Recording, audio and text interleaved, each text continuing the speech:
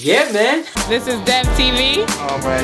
I've been doing that. It's your boy Trelly. And Dev TV. Hi everyone, it's Raven Paris. Yo, it's your boy Philadelphia Freeway. Yeah, man. I see everything. Yeah, man, I see everything.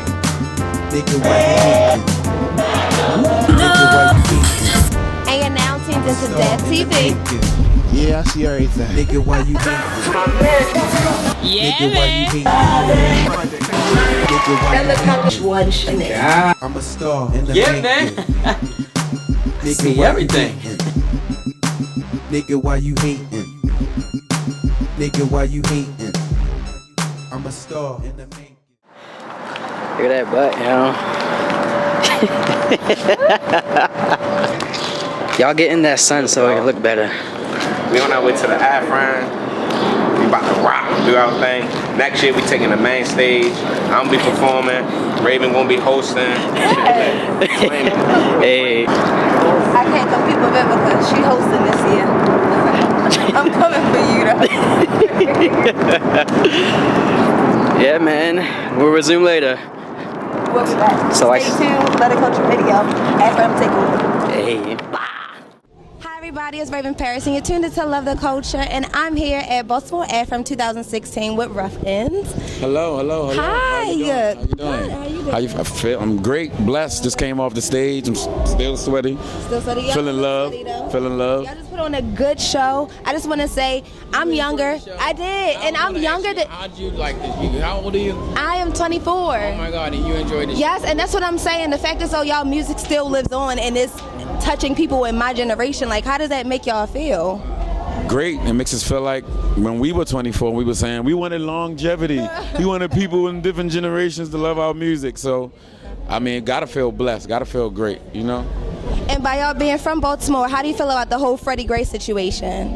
You know, I feel like, Freddie Gray's, there's so many Freddie Grays that's been happening for so many years because we're from round the way. Right. So everybody from round the way in Baltimore, y'all already know this already been happening. So I think because of the internet and the way things are now, we're able to really do something about it, and it's time for us to, I think the internet is also uncovering what's going on with us as a people. So it's time for us to come together. It doesn't matter what's going on outside our house. As long as our house is strong, then everything is good. So it doesn't matter.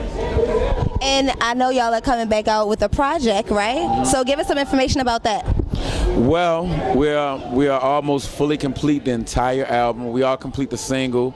And in the process of putting it out for your ears to get a hold of it. Okay. We'll be at Blues Alley the 11th. It's in July 11th in Georgetown, D.C., Washington, D.C. So you're still staying within the DMV area? Yeah, we're in the DMV. Okay.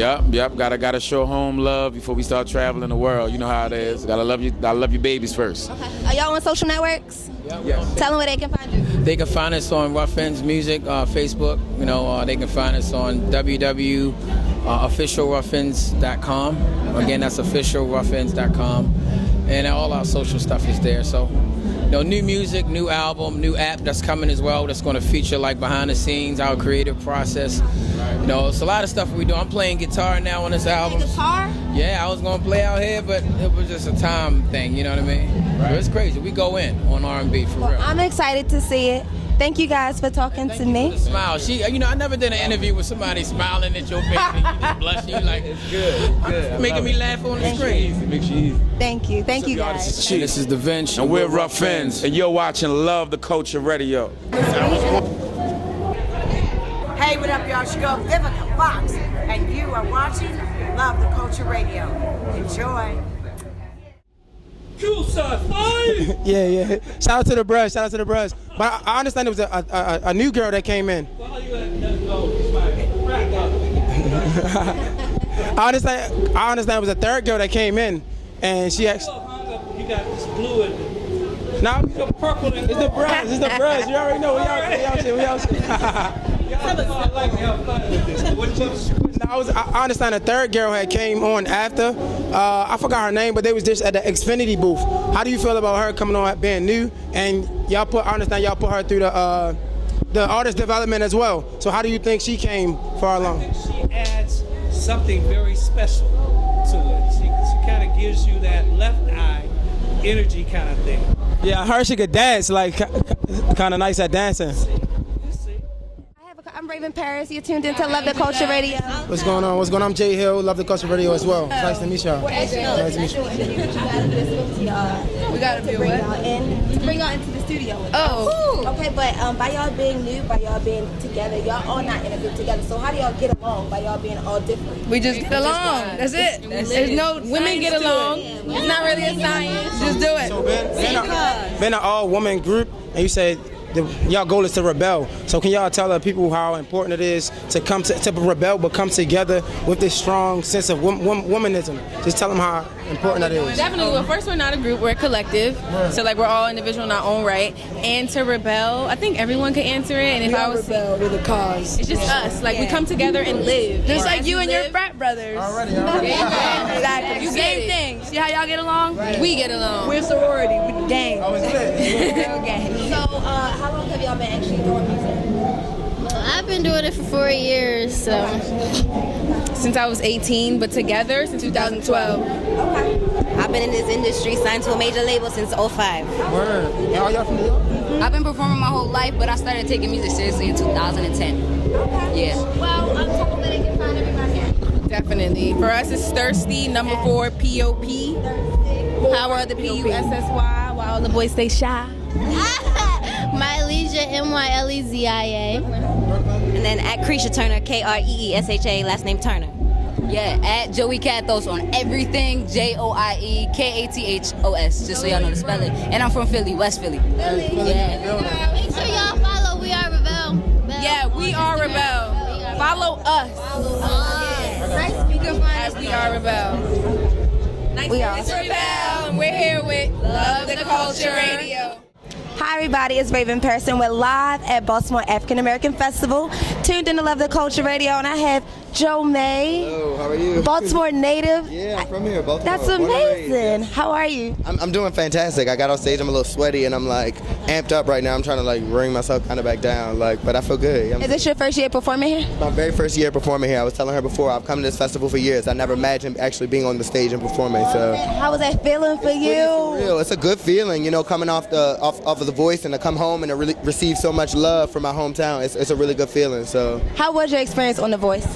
it was great. I learned a lot. I got to work with, you know, a lot of great people. You know, our big moment with Christina, and I got to work with Patti LaBelle and Miley Cyrus and Blake Shelton, and you know, talking to Pharrell and Adam. It's, you know, it's like being on that platform and working with these people who are the biggest at what they do in the industry was, you know, phenomenal. It inspired me so much. So. I have a little secret. Patti LaBelle was actually my stepdad's godmom. Oh wow! Let me tell you, I just dropped that because I don't tell nobody. Literally. Was so real. She was like it was like Auntie Patty. Yes. Like being around her was like so dope. She brought us all like patty pies, and we were like smashing patty pies like all day. Like she gave us our each like whole pies, so we're just like eating them out the box. Like she was great. I loved her. Yeah, she was a lot of fun. And how was your duet that you did with Christina? Like that's amazing. We grew up on Christina, Britney Spears. Like I was a genie in a bottle. Like I love Christina. Like so to have that moment and share that with her was it was mind blowing. Like it was an outer body experience. Like people ask me all the time, and I'm like sometimes I'm like I don't know. Like I blacked it out. Like I remember watching it back, and we had this big premiere party, and I remember watching it back like. What? Like, I don't remember that part. Like, did I do that? Like, so it was crazy. Yeah. So moving forward, what can we expect? You know, from your music project. You know, I just released, you know, a little taste of what my project's gonna be like. I released I released a visual last Tuesday, and that's available on Vivo. You can check that out. What's the title of it? It's entitled "Who's That Girl?" featuring my girl Roddy MC, who was just up on stage with me. And I felt it was very important. The first thing for me to put out for it to be a good visual representation of me, because I have been on the show and people have been so used to watching me. So I wanted to give them, you know, I wanted to give them something that they could watch. And you know, I have a lot of like YouTube fans from like watching this video. So some people didn't catch it when it first came on, but they have a big YouTube following now. So I wanted to put something on YouTube that was like visually, you know, a good representation of me. And I work with Zach David, and I got Jordan Law, he's also from Baltimore, and he did the art for it. Yeah, so that's what I wanted to do. I was like, I wanted to reach out for people from home, black people, you know what I'm saying? And, you know, help them come up too with me. So, yeah. So it's, you know, that song is kind of a little taste of what you can expect from me. I'll probably release an album later this fall. Just keep a lookout. I might do a Beyonce and just drop it, you know, out of nowhere overnight. So yeah. Well, I wish you a lot of success. Thank you so much. You know, and stay humble. You know, keep bringing it back home. Absolutely. And home. of course. Yeah. All righty. This Thank is you. Joe May, and you are tuned into Love the Culture Radio. Hi everybody, it's Raven Paris, and we're live from Baltimore African American Festival. I'm here with Jordan. How does it feel, Jordan? How does it feel to be in Baltimore? It feels great. It feels great. I love Baltimore. I'm a seafood lover.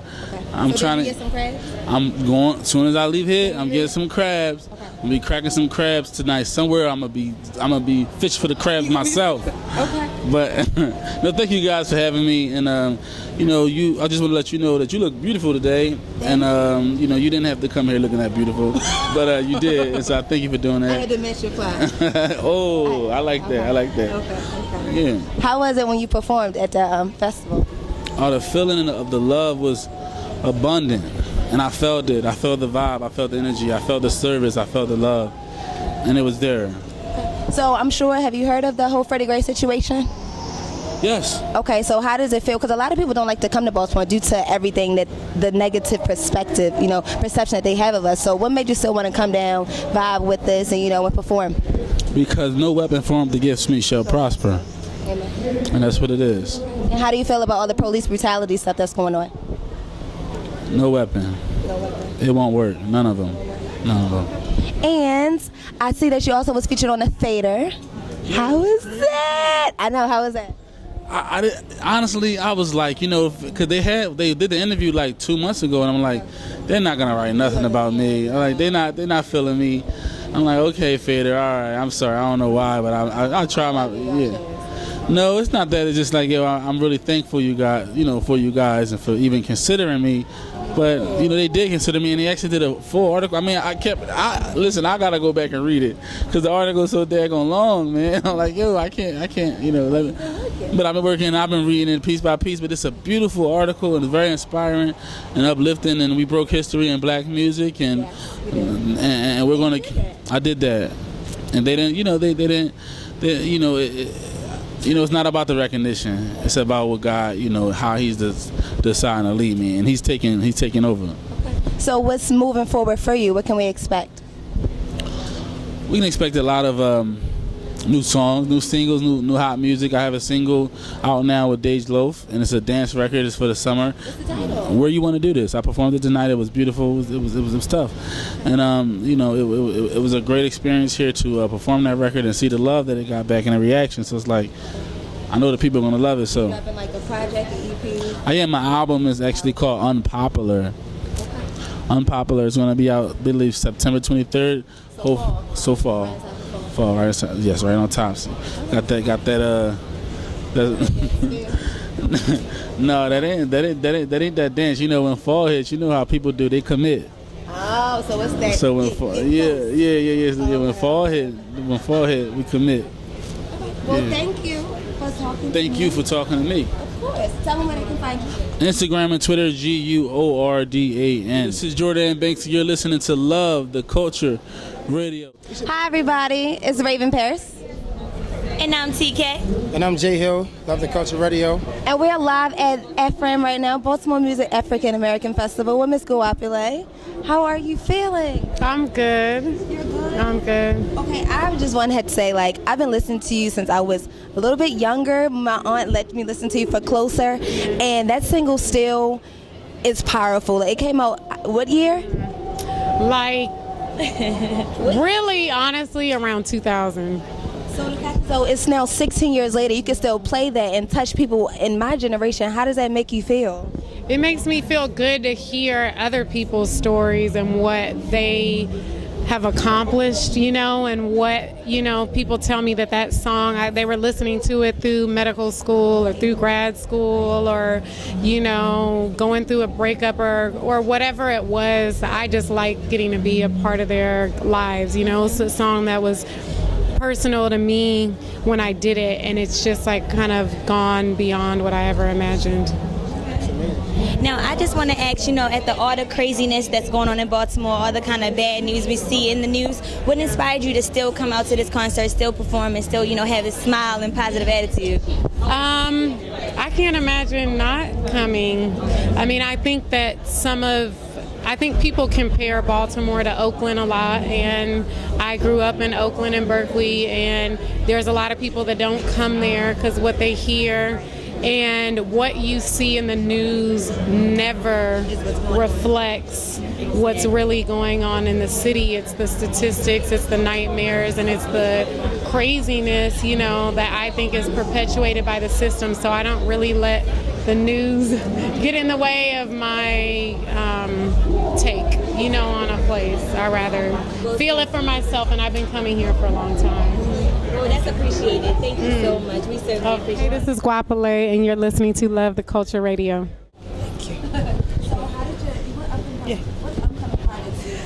Okay, I'm working on 2 albums at the moment.